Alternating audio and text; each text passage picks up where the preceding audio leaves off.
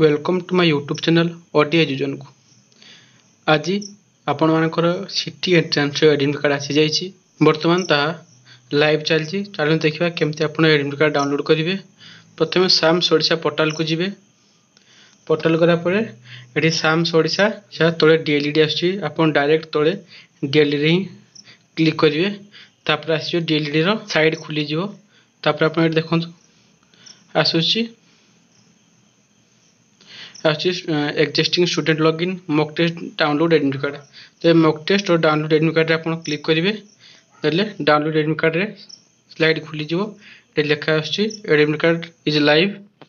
तो ये आप तौल को जी तो ये डाउनलोड एडमिट कार्ड आसुच्छी क्लिक कलापर आप लॉगिन एंटर एप्लिकेशन नंबर एवं डीओबी आपंकर एप्लिकेशन नंबर एवं डेट ऑफ बर्थ देकी आप लॉगिन करेंगे। मु डिस्क्रिप्शन रे एडमिट कार्ड लिंक देदेवी आप चाहिए डायरेक्ट डाउनलोड करेंगे।